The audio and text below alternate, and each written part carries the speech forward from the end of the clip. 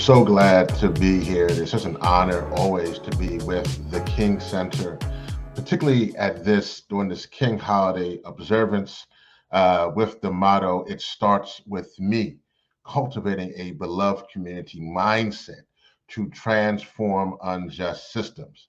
I am Rev Yearwood, the president and CEO of the Hip Hop Caucus, and I am moderating this exciting panel, The Climate Crisis, Transitioning from the Mindset that got us into the mindset that will get us out.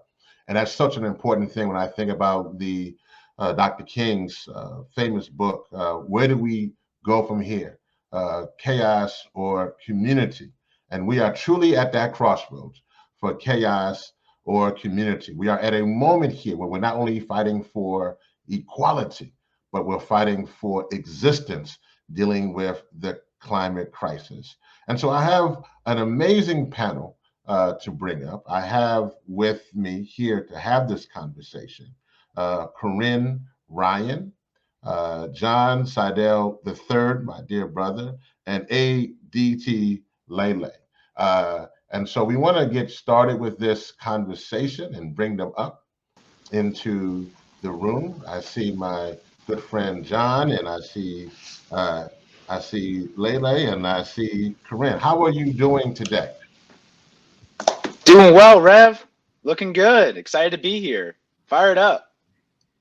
Well, that's good, and so we're gonna get right to it. For those who are watching, this moment right now in dealing with the climate crisis is critical. We've had some amazing wins, obviously on the federal side. We've had the Inflation Reduction Act, the IRA, as some call it, and even though it's not a perfect bill, and even though it deals with taxes to make sure we can get the resources, it is still the largest investment to the climate crisis we've ever seen. We also have the CHIPS legislation dealing with putting semiconductors into our community. We have the bipartisan infrastructure law. This past climate negotiations in Egypt at the COP 27, we had conversations about loss and damage and climate reparations that had not been on the floor. But on the other side, we also have a situation where we have a war in Ukraine that has transitioned our reliance on gas, and we still have those who maybe not be dealing with climate denial, but definitely we see this past week with gas stoves and other kind of things. We have climate delay and climate destruction. So we are at a crossroads. We are clearly at a crossroads. So I want to make sure we get right into this conversation. So I want to start with you, John. What is the climate crisis, and how did we get here? My goodness, the climate crisis. Summarizing it for those who don't know, we live in a very sensitive little piece of crust in the middle of a vast expanding universe that just perfectly away from our sun that allows us to be able to live and thrive without getting burned up too much or being way too cold. We're just that little piece of heaven. Um, Unfortunately, greenhouse gases like carbon dioxide, like methane and others, are heat trapping. And humans are producing a lot since the Industrial Revolution, a lot and unnaturally amount of greenhouse gases. And because we're creating a ton of greenhouse gases, it's not just affecting a city or a nation, it's affecting our world, our biosphere. And right now, we're facing an existential crisis of the challenge of humans' Mm. small little blink of time here. And so, yeah, it's a call to action. And the scientists say we have to cut worldwide emissions 50% by 2030, and also be carbon neutral by no later than 2050. And that's a call for radical, ambitious, but also change, but also I think the most massive opportunity for humanity that meets that massive existential crisis. So important, John. Thank you for that. Corinne, I'm going to come to you next. My dear sister and friend, Dr. Bernice King, always talks about how words, how you think, matters and how she is a solutionist. And what John is saying, what are the solutions that we have to get us out of this climate crisis? Well, I think, thank you, Rev Yearwood and John and Aditi, and just being here with you. I love hearing the voice of the beloved Coretta Scott King leading into this panel, and being with Dr. Bernice King yesterday. Just I just want to reflect for a moment on how precious it is that we have this King Center and the daughter of those two wonderful human beings, Coretta and Dr. Martin Luther King, to continue to bring us together, because these conversations are necessary. The theme of this summit is, the beloved community mindset, and how do we dismantle transform unjust systems. Okay, so we have to go upstream. Oftentimes we're dealing with symptoms. We're looking at gas stoves. I have a gas stove and I'm like, oh my goodness, I'm gonna have to get myself an induction stove. These are things we learn about what's really causing the problem. But we have to go upstream. I was just listening to a hearing from 3 years ago, where a member of Congress, Alexandria Ocasio-Cortez, one of the real voices in the Congress on climate issues, was showing how Exxon knew not only the harm that the emissions, that how much greenhouse gases were being produced, but that to the detail, how much warming it would cause and the damage it would cause. They knew that 40 years ago in the 70s. So it's important when we're thinking about transforming unjust systems that we go upstream. I like to think about that idea, that metaphor, go upstream, go backwards to figure out why are we here? Because the question we were asked to think about was, what makes people have a mindset that doesn't allow them to get to those solutions? What is the mindset there? We have to realize that the mindset is created because of our system. We have a capitalist system that relies on fossil fuels. That is just the truth. And, and I agree, Rev Yearwood, about all of these great, wonderful things that the Biden administration has taken on, real progress. But we also have to be aware that what we're up against, the fossil fuel industry is not going quietly. So I do think we need to educate ourselves, and look for those sources of information, where we can get the information and really educate ourselves so that we can transform our mindset. Because we're often thinking, we are very susceptible, especially now with social media, to narratives that are created by vested interests. So if we're going to do this, we're going to have to educate ourselves and have the knowledge to change our thinking. I think we're on the right path. I think you're absolutely right. I just feel like we have to, these are big interests we are dealing with.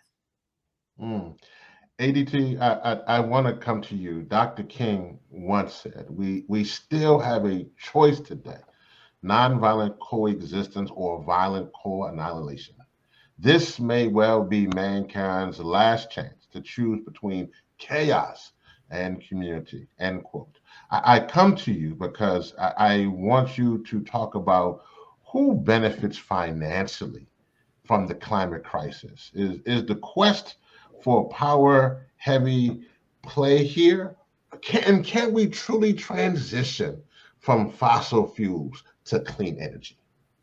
Yeah, absolutely. I think that's a great question. Like Karen mentioned, there's been this news that's been coming out recently about how these fossil fuel companies like Exxon knew for decades and decades about the harm that they were causing to communities. And they knew about how to divide us. They knew that if they kept that information from us, that they could continue benefiting financially. Even if you look at the example right now, the Ukraine war has caused giant impacts on the energy system and the way in which that we're consuming fossil fuels. And these companies have taken that as an opportunity to delve us deeper into our reliance on fossil fuels rather than as an opportunity to help us move away from them. So they're not interested in bringing our communities together. They're not interested in reminding us that we're interdependent and interrelated. They're interested in reminding us that we should blame one another for the crisis, that we should point hands, and we should turn on each other, and that really drives us apart and doesn't sort of create that community mindset. And the reason that they're doing that is because they can continue benefiting financially as long as we don't come together. Like John said, this is such a global problem. And in the way that we're combating it right now with issues like you mentioned, like loss and damage, there's countries in the global north turning against countries in the global south. You have communities within our country turning against each other and blaming one another for the climate crisis. And we've really been taught to consider the idea of environmentalism as just looking at our oceans and looking at forests and sort of the environment that's around us. But as important as that is, our environment is also the people that are around us and the buildings and the schools and the communities. And Say that. we forget that a lot because we've been taught, especially in schools as a young person, that you're trying to protect the forests and the trees and bees and plants and all these really important things. But all of those are fueling our ability to come together as people, and protecting people is such an important part of climate activism. And I think these fossil fuel companies that benefit financially are trying to make sure we forget that. John, I'm going to piggyback on that and come to you because, and also make sure you tell your mom, your wonderful mom, that said hello. I want to come to you because what we're hearing here is in the word of Dr. King is that we need a beloved community to make this work. We need a intersectional movement. We need a movement that allows for particularly BIPOC and environmental justice communities to lead in this effort. We need a movement that lets for particularly for women of color and women and the queer community, young people, to be at the forefront of this conversation. But we're not seeing that. And so tell me how we can build a beloved community. How can we ensure that we get everybody to understand that they have to be at the forefront of this, or we are all going to perish in this? Absolutely. And I think this panel is also focused on apathy. And what can I do with all these problems in the world that, by the way, Karim was talking about systems. There's a system of problems, but there's also a system of solutions. And yes, first step is knowledge. But we're here at the Beloved Community Summit, in community and finding people that can fuel that knowledge and can fuel your soul and bring you that fire to whether it's knowing about how your investments and what you purchase can either be part of the problem or part of the solution. Whether that's how you spend how you spend money on farming products, to where you put your money in a bank, to when you're old and you're saving up for your kids to go to college, or just to be able to make it to the next day. Really, what's out there? You see this IRA bill that's gone through. There's so much information that can be incredibly overwhelming, even for somebody who's worked in local government for me, like 6 years. And by being able to create a community, it's not all on you. You have multiple friends, family members that you can go to that have expertise in a lot of different aspects that can help you, whether that's make sure that take your money out of Wells Fargo and go to another bank like Aspiration, or use if like what we're trying to do at the City of Atlanta is looking at our retirement investments and running it through the Investor Values tool, so that we can get rid of fossil fuel investments, or at least give people the option to not invest in fossil fuels, much less the 5 other filters that they have, which includes private prisons, which includes tobacco, which includes human rights. I mean, there's like I said, all these problems are a system of problems that are interconnected, but there's also a system of solutions. And the way that you can get yourself out of that is by building community at your school, at your workplace, in your clubs. I played club sports when I went to college, and that's what really helped me get to where I am now. John, thank you so much for that. I want to come to Karen. Karen, I might have said Corinne, earlier, I'm from Louisiana. I got a little bit of a drawl, so I apologize. Actually, I'm more southern I than like y'all folks Corinne. in Georgia. You know what I mean? I'm down here I'm down here on the go. I like Corinne though, because next time I go to Starbucks, I'm gonna use that instead of Karen. Well, when you come down to I get Louisiana, those looks, that's how we go. That's how we going to do. Yeah, that's how we going. But I appreciate it. But I do want to come to you. This is actually from what John is saying is very important. I do think that the reality is we have folks who do not want to transition. Their business plan means a death sentence for many of those in our communities. In my home state of Louisiana, there's a community is called Cancer Alley, and it causes destruction, particularly on its dependence on petrochemicals, and we have to transition in that. But I really want to come to you in this aspect. How does the climate crisis make unjust systems even more unjust? I have to go back again to Dr. King, who talked about the triple evils of racism, poverty, and militarism. At the end of his life, he brought this idea together of a concept of human rights that was inclusive of all these human needs.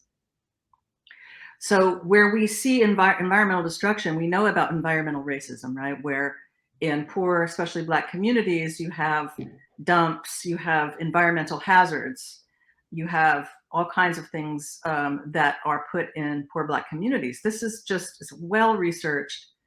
So this is the intersection of that poverty, racism, and then the militarism piece of it. This is one of those upstream issues. When we look at emissions, how many people know that the U.S. military is the largest single emitter of greenhouse gases, the largest single emitter? Okay, and let's just imagine that the Pentagon transitioned all of their machines to green energy. It's still a problem because of the wars that we are fighting for oil. Let's not be, naive about that. It's been well established that the wars that have been fought for the last 20 years have had at its core securing oil supplies. So, again, going upstream to learn about this, we have to understand that that's where it's coming from. Because if we're going to change it, I listened to a recording of a stockholder meeting or a board meeting of a defense contractor. And they said, wow, next year, the Middle East is going to be hot. We're going to make money. We are going to make money. So, the stock is going to grow in this defense contractor company because we're going to be selling weapons. This is really, Dr. King said, any nation that expends more on military expenditures than on social uplift. That's right. Is approaching spiritual doom. Mm. He said that 55 years ago, right? And we are still on the wrong track, even though fortunately we have these things coming down the pipe. People are becoming informed, but we are on a road that is paved with the triple evils of racism, poverty, and militarism. We are on that road. So if we want to redirect ourselves, one more thing, we have to address those three things. And in our own city of Atlanta, okay, I'm gonna be a bit controversial here, but that's what we do, right? No, come on now. We should real talk. We need real talk. Real talk. The war on terror has arrived in Atlanta. Mm. Environmental activists that were occupying what's called Cop City. It's a multi-acre facility where they're going to build a police training facility. I don't know how many acres it is now, 100 and some acres, where they want just right. It's actually half a mile from my house in East Atlanta. It's a forest. It's one of the last intact forests in Atlanta. They want to build Cop City there, which is a police training facility. And if you look at the corporate input on that, on the decision, there are huge corporations that have been in the pipeline to build and profit from this thing. City of Atlanta is all tied in knots over this. There are activists that went and occupied the trees. They built tree houses and occupied the land. They have been arrested and charged with terrorism. Terrorism. 20 years ago, the Carter Center convened a meeting after the invasion of Iraq where we brought human rights activists together from around the world. And you know what they told us? They said the US invasion of Iraq will affect us in Egypt, in Palestine, in Indonesia, in India, in Colombia, wherever we're working on human rights and democracy, we're going to be accused of terrorism because we're holding our governments accountable for human rights and democracy. They're going to use the pretext of fighting terrorism. And we have that happening in our own city, in Atlanta. You know, so this is one of those upstream questions, right? We've got to change the mindset by saying the right to protest, hello, have we lost the, now listen, I'm not defending tactics. If you go and you occupy a tree and stuff, you're impeding, well, you know, there may be some issues there, but terrorism, you know, and and the effect that it's, the chilling effect that has on protesters. So we have a lot to think about because this is, you know, the environment, all of the environmental issues affect climate, and That's keeping right. that piece of forest in our city is, I think, a human right. We have the right to a clean and healthy environment. And why are millions and billions of dollars being put into a police facility when we cannot get social workers for people who have real needs? We cannot get health care or housing for the growing homeless population in Atlanta. These are the wrong priorities. That's the spiritual doom that King was warning us about, and we are there. So sorry to be the you know, the alarm ringer. Don't be sorry about that. No, don't.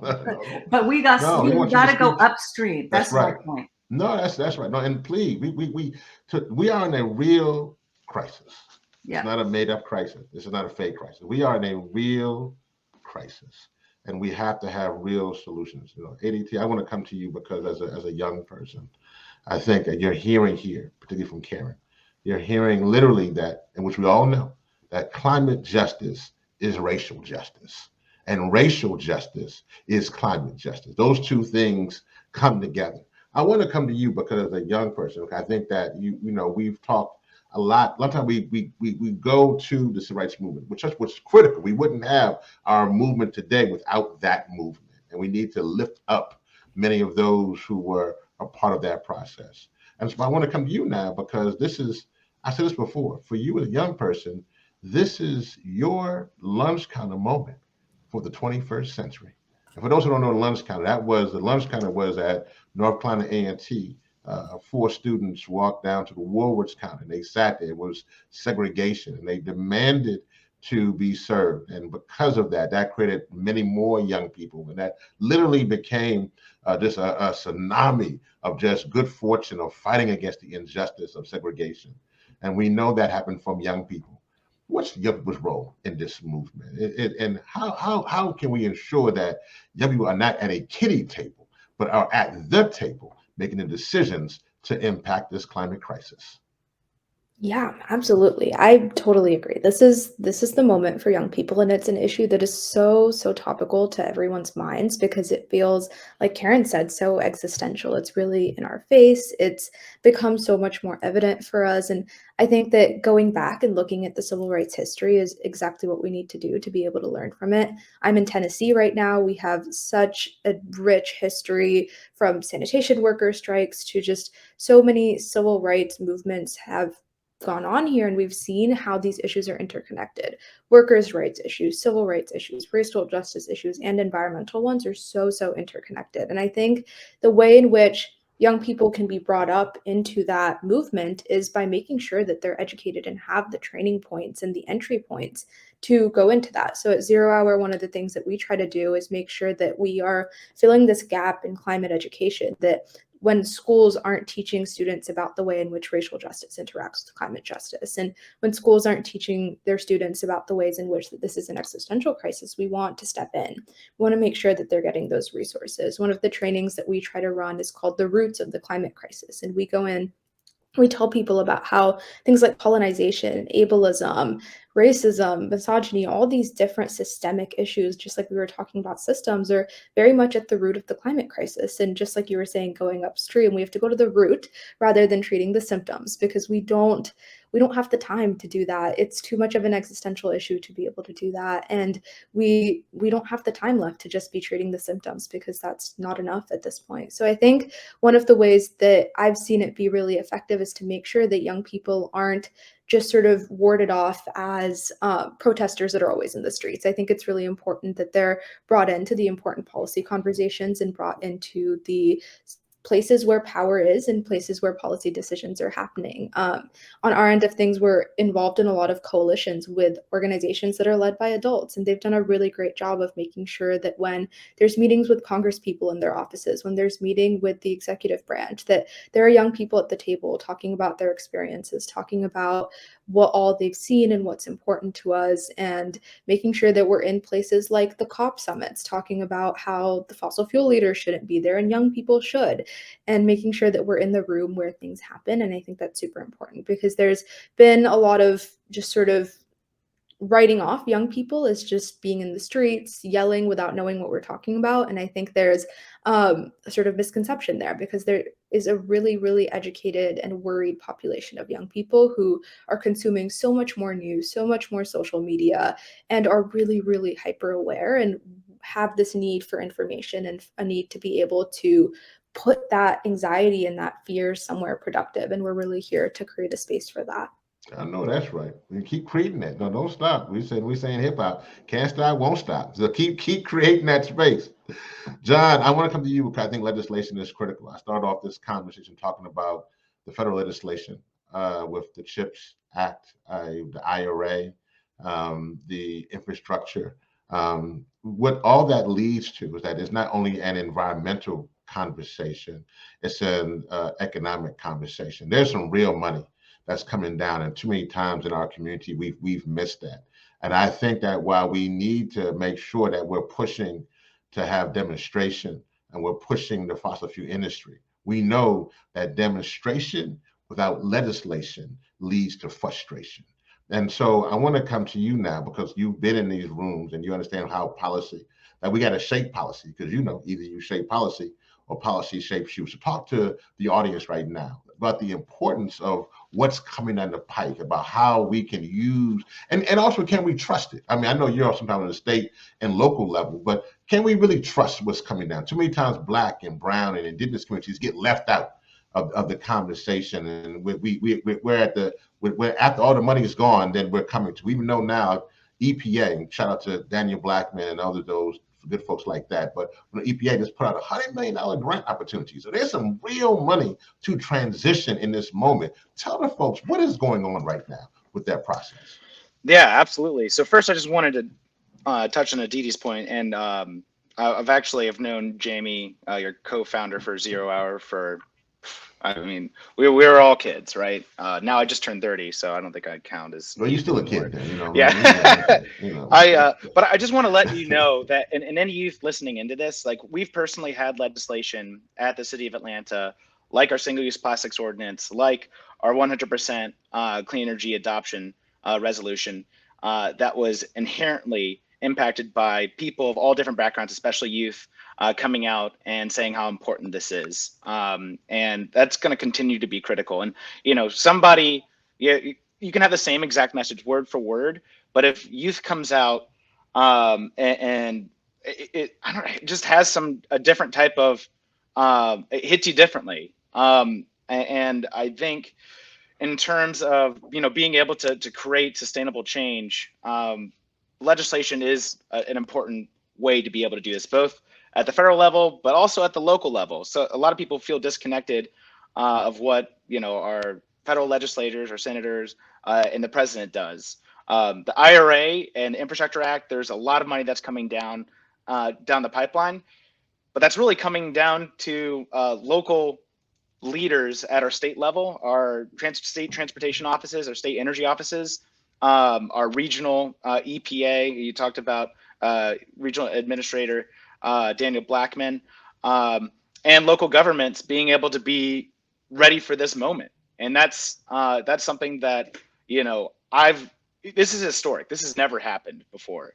And so I know that just because we're hyper connected with our Southeast peers, the 12 different governments that are represented that have sustainability leadership in Georgia, but then the hundreds of North American cities that are ready for this funding and have projects, shovel ready projects, as well as legislation. It's going to be huge. Some of those programs include weatherization. Here we're trying to do a $2.5 million weatherization energy efficiency residential program that's going to help lower energy burdens. City of Atlanta has fourth highest energy burdens. Basically, it's the fourth highest amount that people spend their income on energy bills. And who's going to do that, right? That's the other piece. Is this is also a great opportunity not to just not just because this moment requires more than just who already exists. The people who, both at technical college who are, coming up through mentorships, this is the time to be able to learn how to do an energy audit, how to do energy efficiency retrofits, how to put solar on your rooftop, because now there's rebates and models, no matter what state you're in, that make it more economically friendly than ever. And so that's absolutely huge. And, we have to be ready for this moment. And right. So it's on us to be able to deliver. And then can we trust it? Well, that's to be seen. Can we meet this moment? And I think, in 2 years from now, where we have a presidential race, that will reflect if, these funds and the legislation that was passed has been able to actually benefit people who most need it and who are impacted by environmental injustice. No, John, I love that. And I just want to add that obviously there's a Justice 40 element to this as well, in which the folks who don't know, Justice 40 means that 40% of the money that goes to solving this crisis goes back to the communities that are disadvantaged, so that they are not just being the ones who are being used at the forefront to sell the crisis, but they're also the ones those communities can get those resources back into that. Karen, I want to come to you. I think you want to have some real talk. I just look at you, so you just want to have some real. You ready to have some real talk. So we're gonna have some real talk. We want to deal with this because I kind of end this over with my beloved community comment. I believe that we all, as humans, the climate crisis is the one crisis that makes sure we all have to come together here, Karen. And so in that means that black, white, brown, red, male, female, straight, gay, theist, atheist, humans, we got to come together and fight this together, right? That's actually the opportunity in this, that even if we have to come together and we have to, if you're on one side of Georgia and I'm on the other side of Georgia, when we all got to come together. We may not sing the same song together, but we got to come together. This is where I think though, but on the movement side, this has historically been looked at as a predominantly white, middle class, Vermont, San Francisco issue. I'm so glad that we're now getting to places like Georgia and Louisiana, even though that's where we have been the crux, Appalachia, West Virginia. I'm so glad we're getting to that point. But for me, so I'm the president of Hip Hop Caucus, and anybody, you should go, folks should check that out, hiphopcaucus.org, if you're interested in seeing about climate communications and how they're using creative things. But also, I serve as an advisor. I'm a doer and a donor. I serve as a senior advisor to Bloomberg Philanthropies. And in that role, I've noticed this. The New School did a study in which they looked at how much money the 12 largest foundations gave. And out of that, those foundations gave $1.3 billion to fighting the climate crisis.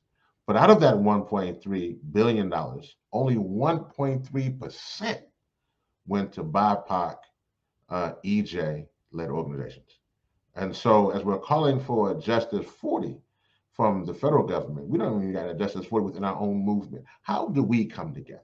How do we ensure that this is for everyone? How do people get to see themselves in this movement? How do we ensure that we make sure that this can be a movement that is led again by women and women of color, young people, indigenous communities? How can we ensure that that transition happens in this movement? Because I don't think if that doesn't happen, then I don't think we can actually transition at all.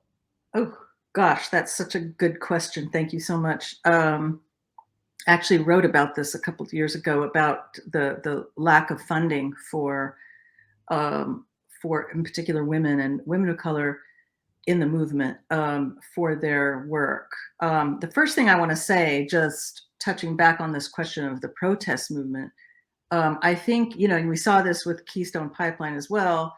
And so that protest has to be protected, the right to protest.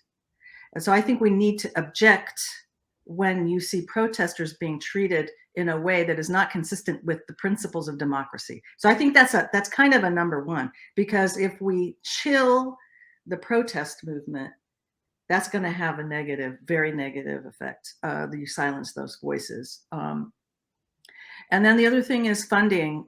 Among those philanthropies, you're absolutely right. There's a tiny, tiny percentage. And the big multinational NGOs need to reflect on this, because it's the big international NGOs that tend to get these large grants, and, you know, maybe a small sliver of that will go to civil society groups. And okay, I'm going to tell you one thing. In the Congo, the Carter Center has a program in the Congo, has for a long time. And the objective of this project is to help civil society in the Congo take control of the information about the extractive industries in that country.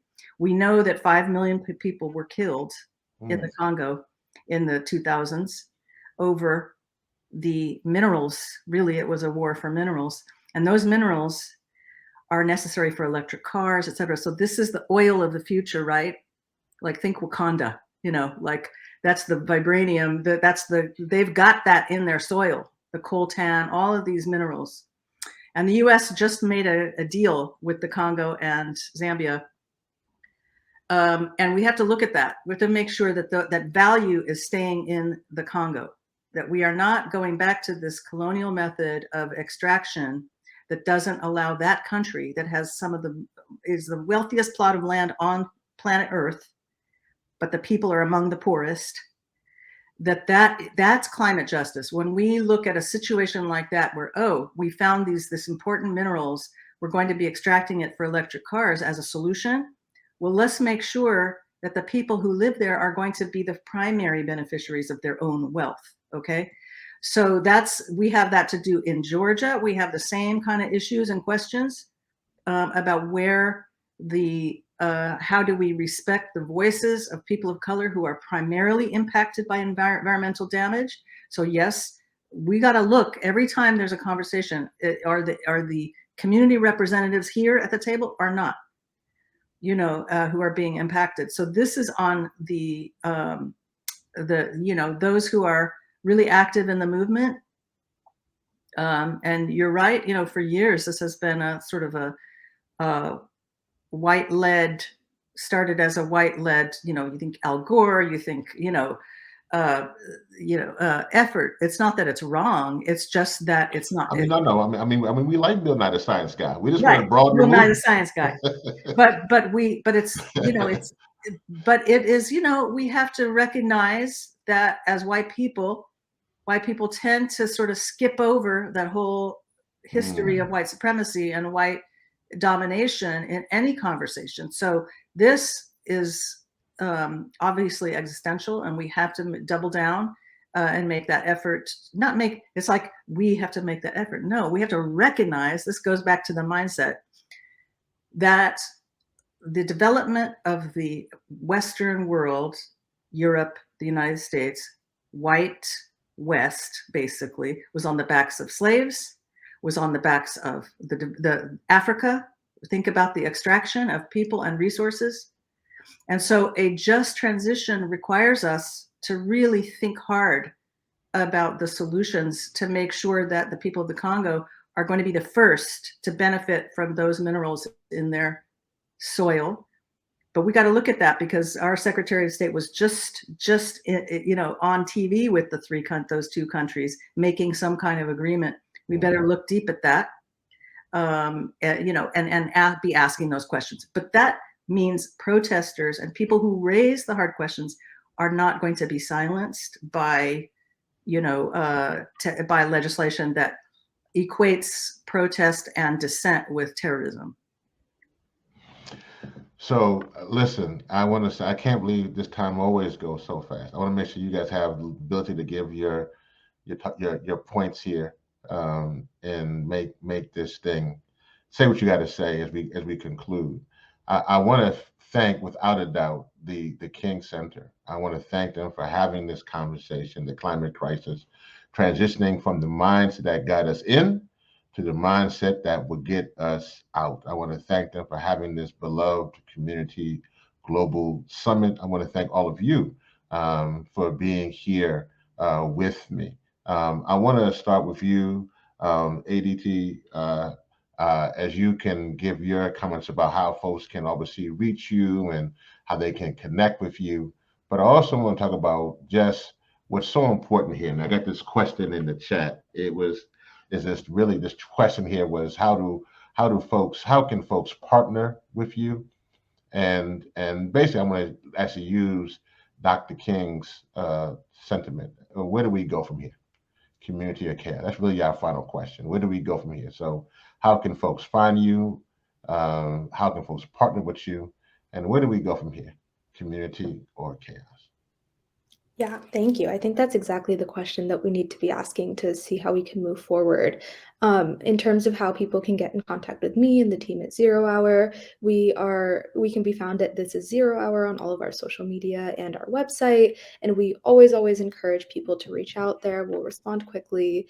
We're really looking for youth to get involved in their community. We run based on a network of chapters all across the world and across the country. We have youth forming essentially hubs in their communities, getting involved, getting a few people together and saying, we're going to start a chapter here and we're going to get involved in our community, whether that's in a city or a state in the US or even some of our global chapters across the world.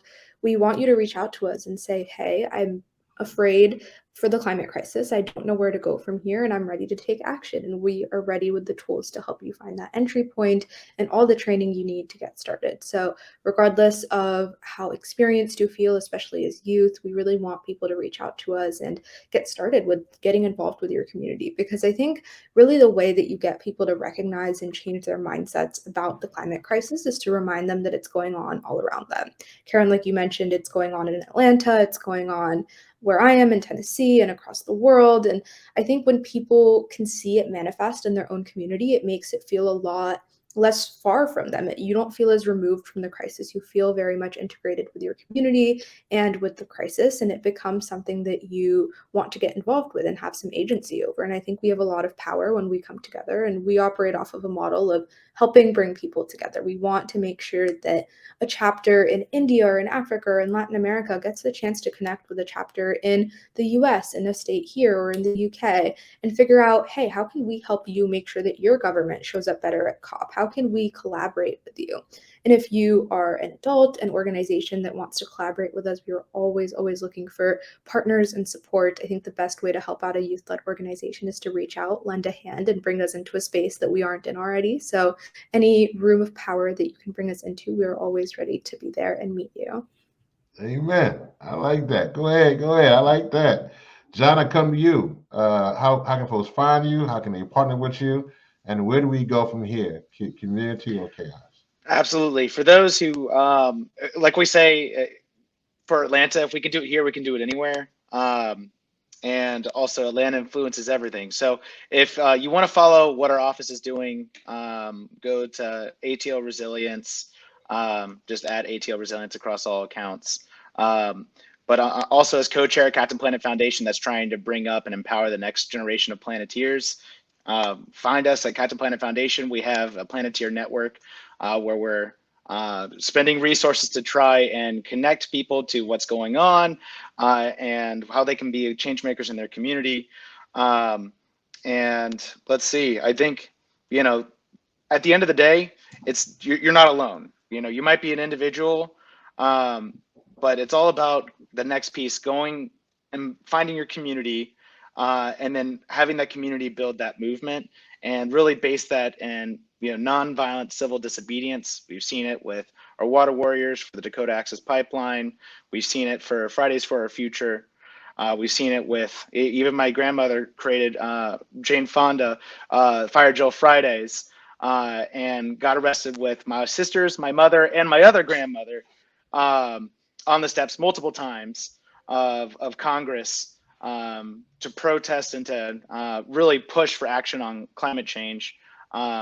These things really help change systems and help our leadership be brave. So don't just go out and vote for people that say that they're climate action champions. Go and make sure that they are, and call them when there's legislation on the local level or the federal level when that's actually happening, because it does make a difference. Amen. I like that, John. Don't forget to tell your mom I said how me and your mom, Laura, sit on the board together at the League of Conservation Voters. Love her and love your family for all you've done. The Karen, love is mutual. No, I love it. Love it. Karen, you want to take us home, Karen? You want to take us home now? All right. How do we partner? How do people find you? And where do we go from here? Where do we go from into your here? chaos. Educate ourselves. Go upstream. Be rigorous about it. And just to note, and the Carter Center will be holding a Human Rights Defenders Forum later in the year, probably November. And we will definitely be looking at climate activism among other challenges for civil society, because it's the civil society voices that really have the energy and the action. So look for that. But I just want to say one last thing, because people trying to keep us distracted and divided, right? Every day it's some new thing on Twitter or whatever to keep us distracted and divided. If people focus on one goal together, put aside things you disagree about, pick one thing and say, okay, the main thing is we're going to make sure that fund that was agreed at COP27 is going to be honored, that the funds will appear in that account and start going out. Let's say, just pick something that we can all rally around, because as we know, in the nonprofit world, there are egos, people get involved, people say, oh, my idea is better. We are human beings. So I feel like the most important thing is to find something that a large group of people can really rally behind. One or two things that is like a push. And then do it, have a campaign. Dr. King did not get voting rights with the Selma March by being diffused into a million different ideas. So pick something that people can really get behind and push together. And thank you for this conversation. It just, it's gets the blood going, and that's always a good thing. Well, thank you all. We're going to turn back to the King Center, and you can follow Hip Hop Caucus at hiphopcaucus.org. All the channels, Hip Hop Caucus, and me. You can follow the podcast, which has become the #1 EJ podcast in the land at The Coolest Show. Yo, thank you, King Center. Have an amazing and blessed King holiday weekend, and make sure you do service and do your work to make sure our planet is here for everyone. God bless you, and all positive. Right.